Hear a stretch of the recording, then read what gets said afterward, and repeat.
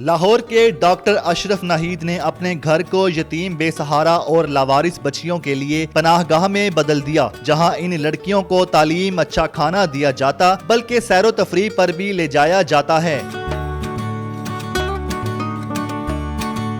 अब्बा होम के नाम से कायम ऑर्फन सेंटर सिर्फ लड़कियों के लिए क्यों और कब बनाया गया, जानिए इस वीडियो में। उर्दू पॉइंट की वीडियोस देखने के लिए हमारा चैनल सब्सक्राइब कीजिए और बेल के आइकन पर क्लिक कीजिए ताकि आप हमारी तमाम आने वाली वीडियो से बाखबर रह सकें।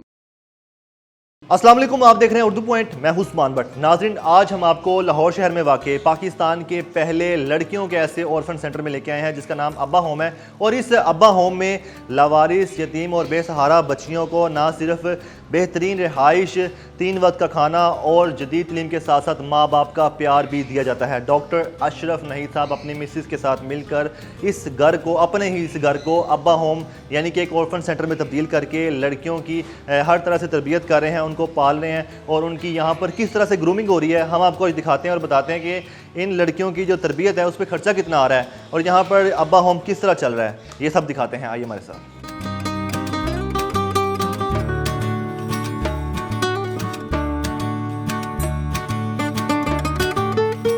अब्बा होम के फाउंडर अशरफ नाहीद साहब इस वक्त हमारे साथ मौजूद हैं। जनाब, कैसे हैं आप? ठीक ठाक हैं? हाँ, मैं ठीक हूँ। सर, ये बताएं कि अब्बा होम की बुनियाद कब रखी, किस तरह आगाज़ किया और ये आइडिया क्या था? अब्बा होम की बुनियाद जो है वो हमने 2005 में रखी और ये ख्याल जो है वो जब मैं क्लास 6 में था तो उस वक्त मेरे दिल में ये ख्याल आया। और हमारे गांव में एक शख्स की वाइफ की डेथ हो गई और उसके 2 बच्चे थे, एक 4 साल का, एक 5 साल का। और उसने जब शादी की तो उसकी स्टेप मदर ने जो है उनको घर से निकाल दिया। ये मिड जनवरी था और बारिश हो रही थी और उनको कोई भी कबूल नहीं करता था। उस वक्त मैं तो बहुत छोटा था, मैं उनके लिए कुछ नहीं कर सकता था, लेकिन उनके लिए मेरे अंदर एहसास, दर्द और जो है वो तड़प पैदा हुई।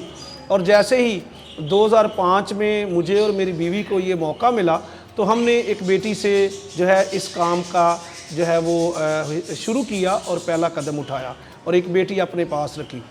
ठीक है, इस अब्बा होम में सिर्फ लड़कियों के लिए ही आपने ये ऑर्फन सेंटर बनाया है, क्या वजह है कि सिर्फ लड़कियां ही यहाँ पर आप उनको तमाम तरह की सहूलियात, घर, सब कुछ प्रोवाइड कर रहे हैं? इसमें सबसे पहली बात तो ये है कि जैसे किसी जो है वो मुफक्कर ने कहा था कि अगर माँ पढ़ी लिखी होगी तो आगे ख़ानदान पढ़ा लिखा होगा। एक तो इसको सामने रखते हुए हमने ये चुना। दूसरी बात ये है कि हम पाकिस्तान में रहते हैं और हमारे पास इतने वसाइल नहीं हैं कि हम जो है वो अलग-अलग जो है वो इनको रख सकें या इकट्ठा रख सकें। तो इसलिए हम इनको जो है वो सिर्फ लड़कियों का चुनाव किया। और इसके अलावा भी लड़कों के लिए यह है कि वो घर में जब भी कभी उनके साथ कोई भी ज़्यादती या तशद्दुद या कुछ भी होता है, उनके रिलेटिव्स करते हैं, तो वो तो फिर भी घर से बाहर चले जाते हैं, ग्राउंड में चले जाते हैं, वर्कशॉप में चले जाते हैं या किसी और दुकान पे चले जाते हैं। लेकिन ये लड़कियां जो है वो सारा टाइम घर पे रहती हैं और इनके लिए जो वो बहुत ज़्यादा वो वक्त गुजारना बहुत मुश्किल होता है, इसलिए हमने लड़कियों का चुनाव किया। ठीक है, 2005 से आपने इस अब्बा होम का आगाज़ किया एक लड़की से, तो अब तक आपके पास कितनी लड़कियां आ चुकी हैं और कितनी आके तालीम हासिल करके जा चुकी हैं? हमने जो है वो 2005 में एक बेटी से शुरू किया और आहिस्ता आहिस्ता इनकी तादाद बढ़ती गई। अभी हमारे पास कोई 50 बेटियाँ इस वक्त, और ये पूरे जो है वो पंजाब से हैं और मुख्तलिफ़ इलाक़ों से हैं, डिस्ट्रिक्ट से हैं। जैसे जो है वो ब्रिक किलन हैं, उनसे हैं, जो रिमोट एरियाज़ हैं उनसे हैं, विलेजेस हैं, ठीक है, कॉलोनीज़ है उनसे हैं। और ये है कि अब तक जो तकरीबन मोर देन 10 जो है वो गर्ल्स जो है वो हम हमारे पास से मैट्रिक करके अपने रिलेटिव्स के पास चली गई हैं। यहाँ पर जो लड़कियाँ जिनको आप यहाँ पर पनाह देते हैं और बाकायदा उनके फादर बन के, तो इन लड़कियों को किस तरह यहाँ पर लाया जाता है? सर्वे किया जाता है या कोई आपको इतला देता है या कोई ऐड आता है? किस तरह यहाँ पर ये लड़कियाँ पहुँचती हैं? 2006 तक जो है वो हम खुद ढूंढते रहे हैं, मतलब मुख्तलिफ इलाक़ों में गए हैं, विलेजेस में, भट्टों पे गए हैं, घरों में गए हैं, ठीक है, जहाँ भी हमें पता चलता था हम जाते थे और हम जो है वो उन बच्चों को लेकर आते थे। लेकिन 2006 जून से जो है वो उसके बाद खुद ही जो है वो हमारे पास ये बेटियां आती हैं, चाहे वो किसी भी तरह से आ जाए, चाहे उनके कोई रिलेटिव है, करीबी है, दूर का है या कोई और शख्स है, ठीक है, सोशल वर्कर है या कोई सियासी लीडर है या कोई मजहबी लीडर है, उनके ज़रिए से हमारे पास बच्चे पहुँचते हैं। इस अब्बा होम जहाँ पे हम मौजूद हैं अभी, क्या ये आपका अपना घर है या आपने इन लड़कियों के लिए सेंटर बनाने के लिए जगह खरीदी थी? ये जो है वो अब्बा होम की जगह है और हम 12 साल जो है वो अब्बा होम रेंट पे रहा है।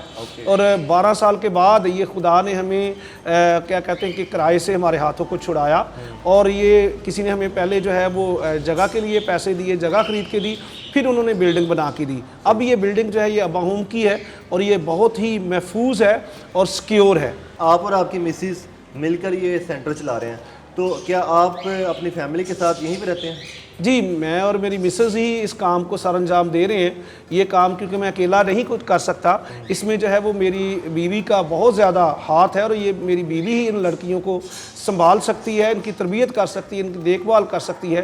क्योंकि जैसे एक माँ जो है वो बेटी की तरबियत करती है, इसी तरह से मेरी बीवी भी इन बेटियों की तरबियत करती है। और हमारे पास जो है वो एक रूम है केयर टेकर के तौर पर, और मैं और मेरी फैमिली जो है उस रूम में रहते हैं। इस अब्बा होम में जितनी भी बच्चियाँ लड़कियाँ हैं, उनको क्या क्या सहूलियत दी जा रही हैं? उनकी ज़िंदगी का शेड्यूल यहाँ पर किस तरह शुरू होता है और रात तक किस तरह चलता है? हम इनको बहुत ज़्यादा सहूलतें दे रहे हैं। सबसे पहले जो है वो रहाइश की सहूलत है, फिर खुराक की सहूलत है, फिर लिबास की सहूलत है, फिर जो है वो इनकी क्या कहते हैं कि मेडिकल की जो है वो सहूलत है, उसके बाद इनकी तालीम की सहूलत है। यहाँ ही स्कूलिंग है, बच्चे जो है वो सारे स्कूल जाते हैं, पढ़ते हैं। हमने इनको सारा स्कूल का एनवायरनमेंट दिया हुआ है और सुबह असम्बली होती है, ब्रेक होती है, फिर फुल ब्रेक होती है। बच्चे फर्नीचर पे बैठ के पढ़ते हैं, यूनिफॉर्म पहनते हैं, लेकिन यही बच्चे होते हैं, बाहर से ना कोई आता है और ना ये बच्चे बाहर जाते हैं स्कूल के लिए। ठीक है, उनकी कोई दीगर एक्टिविटी के लिए कोई एहतमाम करते हैं या आउटिंग के लिए आप? हाँ जी, हम इसके अलावा जो है वो हम इनको साल में 2 बार जो है वो बाहर ट्रिप पे लेके जाते हैं, वो एजुकेशनल ट्रिप हो या तफरीही ट्रिप हो। इन चीज़ों के अलावा भी हम इन बच्चों को जो है वो स्किल्स जो है वो प्रोवाइड कर रहे हैं, जिसमें से जो है वो सबसे पहले हम कंप्यूटर जो है वो कोर्सेज करवा रहे हैं इनको। रेगुलर हमारी 2018 से इनकी कंप्यूटर क्लास हो रही है। उसके अलावा जो है वो इंग्लिश लैंग्वेज क्लास होती है, वो भी 2018 से रेगुलर क्लास हो रही है। 2019 से हमारे पास जो है वो साइकेट्रिक है, साइकोलॉजिस्ट है, वो अपने सेशन आके लेती है। शाम में जो है वो 3 घंटे वो इंडिविजुअल भी लेती है, ग्रुप में भी लेती है। ठीक है, चूँकि यहाँ पर लड़कियाँ हैं और लड़कियों के लिए ऑर्फन सेंटर बनाया गया, तो यहाँ की हिफाजत के लिए इस जगह को सिक्योरिटी किस तरह की प्रोवाइड की गई, सिक्योर किस तरह किया होगा आपने? हाँ जी, मैं जो है वो इससे पहले ये बताऊंगा कि हमारे जो है वो बच्चे ना सिर्फ एजुकेशन हासिल कर रहे हैं, स्किल एजुकेशन में ये जो है वो सेल्फ डिफेंस, जिसको ज़ाती दफा कहते हैं, तकवांडो की ट्रेनिंग भी 2018 से ये रेगुलर वीकली क्लास लेते हैं। और हमारे बच्चों ने 3 बार जो है वो लाहौर डिस्ट्रिक्ट जो है वो कंपटीशन में, इंटर स्कूल्स में, लाहौर गर्ल्स तकवांडो कंपटीशन में, और अभी जो है वो लाहौर डिस्ट्रिक्ट कंपटीशन में जो है वो 3 बार पार्टिसिपेट किया है और मेडल्स जीते हैं। एक बार 2019 में इन्होंने 4 मेडल जीते, 2021 में इन्होंने 7 मेडल जीते और अभी जो है वो 1 मेडल जीता। और इसके अलावा इन्होंने एक जो है ऑनलाइन इंटरनेशनल तकवांडो का कंपटीशन में भी पार्टिसिपेट किया। उसके अलावा जो है हमारे बच्चे जो है वो गर्मियों में स्विमिंग क्लास के लिए भी जाते हैं और हमारे बच्चे जो हैं वो तकरीबन 25 फुट जो है लंबा और 6 फुट गहरा पानी है, उसमें कम से कम 25-30 फुट जो है वो स्विमिंग कर सकते हैं। ठीक हो गया। और जो आपने सिक्योरिटी के हवाले से बात की है, हमारे जो है वो ये बिल्डिंग बहुत ही महफूज है। एक तो जो है वो चारों तरफ से कवर्ड है, फिर इसके जो है वो खारदार तारे लगाई हुई हैं, हमने सिक्योरिटी कैमरास लगाए हुए हैं, रात में सिक्योरिटी गार्ड होता है, दिन में जो है वो मैं और मेरी मिसेस भी हैं और हमारे साथ जो एक और हमारा वो ड्राइवर भी है और सिक्योरिटी गार्ड भी के तौर पे भी दिन के टाइम पे काम करता है। ठीक हो गया।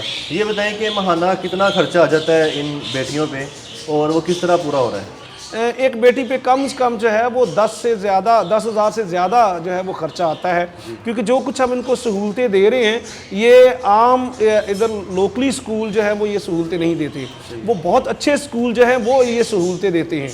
तो इसलिए हमारे जो हैं वो अखराजात थोड़े ज़्यादा हैं, तो ये बड़ी मुश्किल से हम पूरा करते हैं, लोकली लोगों पे निसार करके। और वो लोग जो मुखैर हजरात हैं और वो जो रिलेटिव्स हैं, दोस्त हैं, जानने वाले हैं, या किसी ना किसी तरीके से हमारा मैसेज किसी के पास पहुंचता है तो वो ज़रूर खड़ा होता है। लेकिन ये बहुत मुश्किल काम है, आसान काम नहीं, हम बड़ी मुश्किल से अपनी इन बच्चों की ज़रूरतें पूरी करते हैं। ठीक है सर, इस तरह के जो बच्चियाँ होती हैं जिनके पेरेंट्स नहीं होते या जिनका कोई होता नहीं है, वो उनमें एक चिड़चिड़ापन होता है बचपन में, तो क्या इस तरह का कि उनको इखलाकी तरबियत भी यहाँ पर दी जाती है और उसमें क्या क्या शामिल है? ये बच्चे जो हैं वो वाकया ही बहुत सारे मसाइल के शिकार होते हैं, ठीक है। और शुरू में जब आते हैं तो हम बड़ी मुश्किल से जो है वो इनको एडजस्ट करने की कोशिश करते हैं। इनका दिल नहीं लगता, ये रोते हैं या और इनके बड़े सारे मसाइल होते हैं, लेकिन जो है वो हम इनको एक माँ और बाप का प्यार देते हुए, एक अच्छा माहौल देते हुए, ठीक है, और इनको स्कूल का माहौल देते हुए, इनको खेल कूद का माहौल देते हुए, इनको आउटिंग का माहौल देते हुए, इनको जो है वो कोशिश करते हैं कि इनका दिल यहाँ लगे, ताकि ये उस मुश्किल से, उस माहौल से जहाँ से ये निकल के आए हैं, उसका असर इन पर ना हो और वो असर जो हुआ है उसका वो ज़ायल हो। इसी वजह से हम जो है वो हमने क्या कहते हैं कि रेगुलर एक साइकोलॉजिस्ट रखी हुई है जो इनके सेशन लेती है। हम भी मतलब इनकी तरबियत करते हैं, मेरी जो है वो वाइफ भी इनकी तरबियत करती है हर लिहाज से, और कोशिश करते हैं कि ये उस ट्रोमा में से बाहर निकल आए। ठीक है सर, क्या आपकी अपनी भी औलाद है और इसी घर में रहते हैं वो भी? जी, मेरी औलाद जो है, मेरी बेटी जो है वो 26 ईयर्स ओल्ड है और मेरा बेटा जो है वो अभी 12 ईयर्स ओल्ड है, और खुदा ने इन बच्चों के बदले हमें ये बेटा दिया है 12 साल के बाद। सही है, वो भी इधर ही रहते हैं? जी, वो भी हमारे साथ रहते हैं और हमारी मदद करते हैं। ठीक हो गया सर, ये बताएं कि आपकी मिसेज और आप क्या आपने अपनी ज़िंदगी इन बच्चियों के लिए वक्फ कर दी या अपना कोई दीगर काम भी करते हैं, कोई प्रोफेशन कोई है इसके अलावा आपका? हमारा सब कुछ ये बच्चियां हैं, हमारे हीरो भी और हमारी ताकत भी, सब कुछ है, और हमने भी अपना सब कुछ जो है उनको दिया हुआ है। ये बच्चे हमें मामा पापा कहते हैं, और जो मेरे बच्चों के रिलेटिव्स हैं, जिस रिश्ते से मेरे बच्चे के हमारे रिलेटिव को पुकारते हैं, ये बच्चे भी उसी तरह से पुकारते हैं। इस ऑर्फन सेंटर में बच्चियाँ आती हैं, वो किस एज का क्राइटेरिया रखा गया इतनी एज की हम यहाँ पर उसको एडमिट करेंगे?